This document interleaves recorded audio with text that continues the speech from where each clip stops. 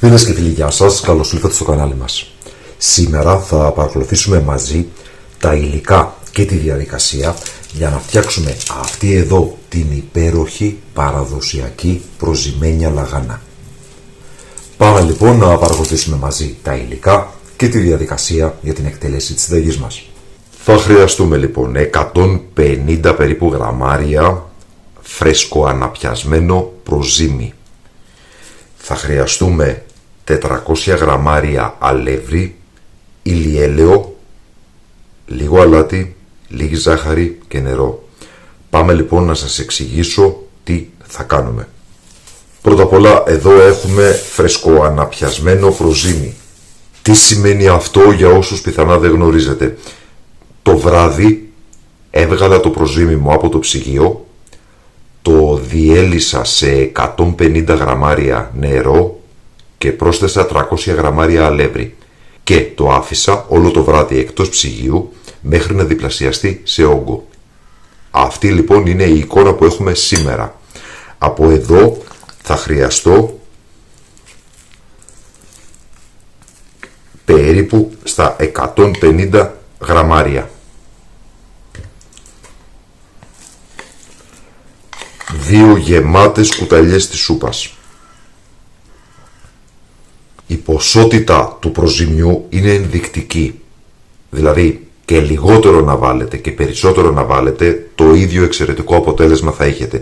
Δεν υπάρχει ακριβής δοσολογία, δεν είναι μαγιά που πρέπει να προσέξουμε την ποσότητα γιατί μπορεί να μας πικρίσει, μπορεί να μυρίσει πολύ έντονα. Το προζύμι είναι ακριβώς η ίδια ζύμη που θα έχει και η λαγάνα. Γενικά για την περίοδο του χειμώνα καλό είναι το προζύμι να είναι περίπου το 20% από το βάρος που έχει το αλεύρι. Δηλαδή για 400 γραμμάρια αλεύρι σημαίνει 80 γραμμάρια προζύμι. Από 80 και πάνω όσο βάλετε είναι καλά. Λοιπόν, εδώ έχουμε το προζύμι μας. Θα προσθέσουμε 200 γραμμάρια νερό από τη βρύση. Μία κουταλιά της σούπας ζάχαρη. Εγώ χρησιμοποιώ κουταλάκι του γλυκού, οπότε σημαίνει 3 κοφτά. Ένα κοφτό κουταλάκι του γλυκού αλάτι. Τα βάζω προκαταβολικά γιατί θα λερώσω το χέρι μου, μετά θα είναι δύσκολο να σας το δείξω. Λοιπόν, τι θα κάνουμε? Πρώτον, διαλύουμε το προζύμι μέσα στο νερό. Εδώ θέλει λίγο υπομονή.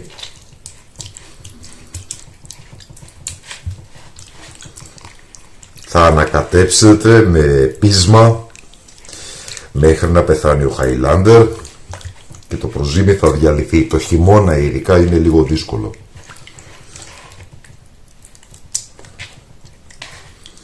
Πολλές φορές με ρωτάτε αν πρέπει να χρησιμοποιήσετε ζεστό νερό. Όχι, το προζύμι δεν αγαπά τη ζέστη. Αν χρησιμοποιήσετε ζεστό νερό μπορεί να βοηθήσει στην πρόωρη ορίμανση του προζυμιού, δηλαδή αυτό που λέμε ότι το προζύμι ξύνησε και θα έχετε μια έντονη γεύση και μυρωδιά που ίσως δεν είναι πάρα πολύ ευχάριστη. Το προζύμι μας έχει διαλυθεί, οπότε στο σημείο αυτό θα προσθέσουμε το λάδι. Θα χρειαστούμε 80 γραμμάρια ηλιέλαιο ή 100 γραμμάρια ταχίνι, ό,τι από τα δύο προτιμάτε.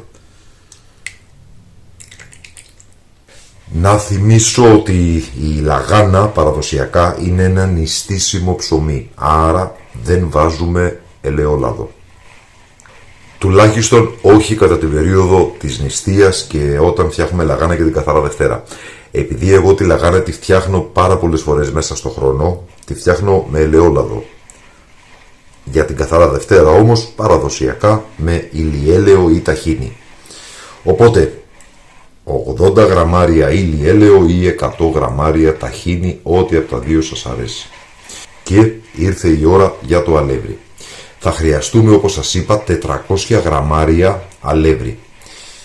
Μπορείτε να χρησιμοποιήσετε αλεύρι για όλες τις χρήσεις. Όμως για το καλύτερο γευστικό αποτέλεσμα εμείς θα χρησιμοποιήσουμε 100 γραμμάρια αλεύρι σταρένιο για ζυμωτό ψωμί,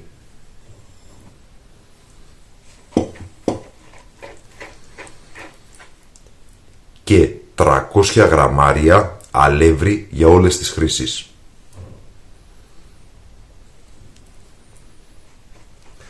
Το οποίο προσθέτουμε σταδιακά, ενσωματώνοντας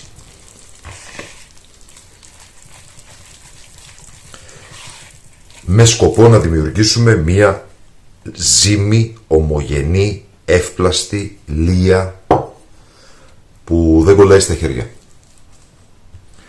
Το ζύμωμα θα μας πάρει περίπου στα 10 λεπτά. Στο σημείο αυτό θα θέλαμε να σας ευχαριστήσουμε που υποστηρίζετε το κανάλι με την εγγραφή σας, πατώντας το καμπανάκι για να λαμβάνετε τις ειδοποιήσεις, πατώντας like, πατώντας hype, κοινοποιώντας το σύνδεσμο του βίντεο στα μέσα κοινωνικής δικτύωσης και βέβαια με τα σχόλια που μας γράφετε, με τις ερωτήσεις, τις απορίες, τις εντυπώσεις σας, αλλά ακόμα και ένα emoji, μια απλή φατσούλα βοηθά πάρα πολύ στην ανάπτυξη του καναλιού, καθώς δίνει στον αλγόριθμο το μήνυμα ότι το βίντεο αξίζει να προωθηθεί. Λοιπόν, θα συνεχίσω λοιπόν εγώ εδώ το ζύμωμα και θα σας δείξω το τελικό αποτέλεσμα. Και μετά από περίπου 10 λεπτά ζυμώματος έχουμε αυτό εδώ το απίστευτα ελαστικό, λίο και ομοιόμορφο ζυμάρι. Παρεμπιπτόντως να σας πω ότι στο τέλος του βίντεο θα έχω ένα απόσπασμα από το πώς αναπιάνουμε το προζύμι για όσους έχουν απορίες πάνω στο θέμα αυτό. Λοιπόν, το ζυμαράκι μας είναι έτοιμο. Θα το βάλουμε στη λεκανίτσα. Θα σκεπάσουμε με μια καθαρή πετσέτα κουζίνας και θα το αφήσουμε στην άκρη για 3 με 5 ώρες μέχρι να διπλασιαστεί σε όγκο, οπότε στη συνέχεια θα πλάσουμε τη λαγάνα μας. Μετά λοιπόν από 3-4 ώρες το ζυμάρι μας έχει φουσκώσει, είναι αυτό εδώ που βλέπετε, οπότε θα προετοιμάσουμε την λαμαρίνα μας. Σε ένα ταψί λοιπόν η λαμαρίνα θα στρώσουμε μία λαδόκολλα και θα πασπαλίσουμε με λίγο αλεύρι για ζυμωτό ψωμί.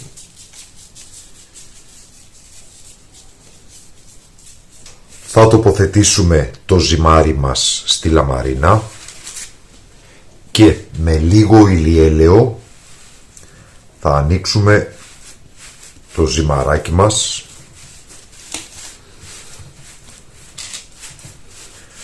για να δώσουμε το κλασικό σχήμα της λαγάνας.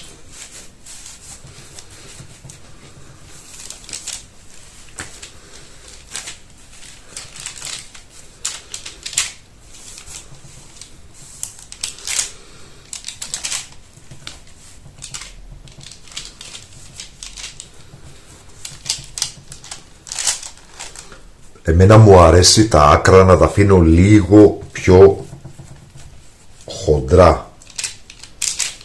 Εσείς μπορείτε να την κάνετε τελείως flat, τελείως επίπεδη. Σε μία κούπα θα βάλετε περίπου 50-60 γραμμάρια νερό και θα διαλύσετε μία κουταλιά της σούπας ζάχαρη ή μέλι, ό,τι από τα δύο θέλετε. Και με αυτό το ζαχαρό νερό, το μελό νερό, θα περάσετε την επιφάνεια της λαγάνας. Ο λόγος είναι διτός. Πρώτα απ' όλα είναι για να βοηθήσει το ζαχαρό νερό στο να κολλήσει το σουσάμι και δεύτερον είναι για να πάρει η λαγάνα μας ένα ωραίο χρώμα εξωτερικά από την ζάχαρη ή το μέλι που θα καραμελώσει. Αν δείτε τη συνταγή που ανέβασα για τη λαγάνα με μαγιά, θα δείτε ότι έχει βγει αρκετά σκούρα. Αυτό οφείλεται στο γεγονός ότι χρησιμοποίησα μέλι. Τώρα χρησιμοποιώ ζάχαρη. Και τώρα θα καλύψουμε την επιφάνεια με σουσάμι. Μπορείτε να χρησιμοποιήσετε αποφλιωμένο σουσάμι ή αναποφλίωτο. να χρησιμοποιήσετε μείγμα από λευκό και μαύρο σουσάμι ή ό,τι άλλο εσείς θέλετε.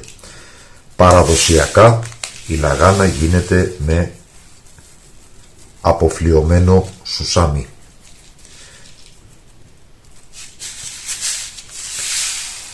Εσείς μπορείτε να χρησιμοποιήσετε ακόμα και παπαρουνόσπορο. Βέβαια στην περίπτωση αυτή ξεφεύγει από την παραδοσιακή λαγάνα. Λοιπόν, τώρα αυτό το οποίο θα κάνουμε είναι θα εκτονώσουμε τα νεύρα μας. Προσέξτε τι θα κάνουμε. Τα χέρια έτσι και αρχίζουμε και πιέζουμε το ζυμάρι.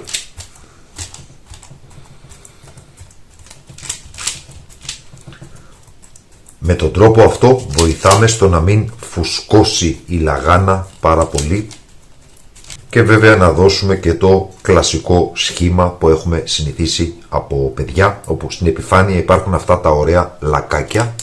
Και αφού τελειώσετε αυτή τη διαδικασία, ενδεχομένως να χρειαστεί να προσθέσετε λίγο σουσάμι, όπως θα κάνω και εγώ.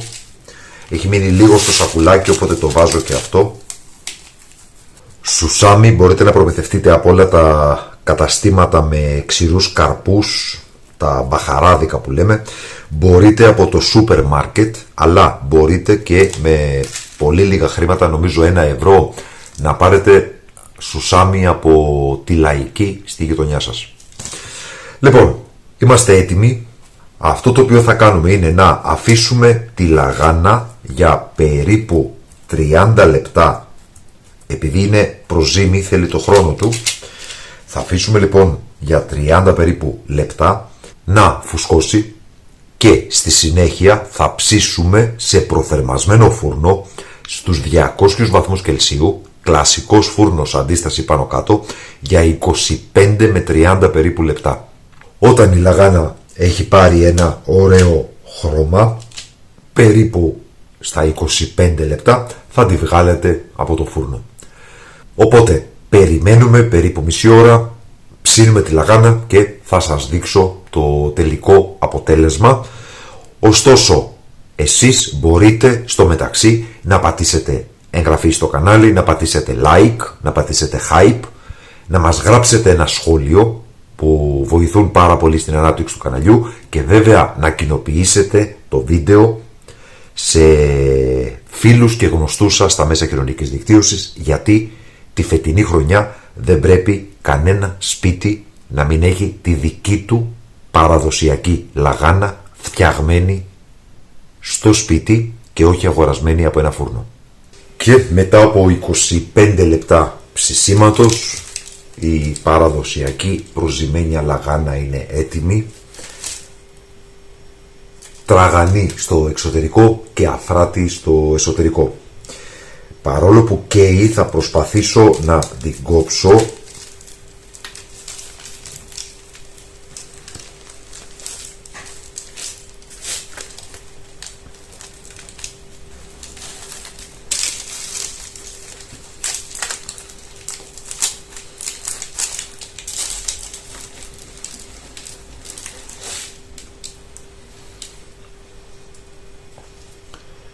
Εδώ λοιπόν βλέπετε και το εσωτερικό.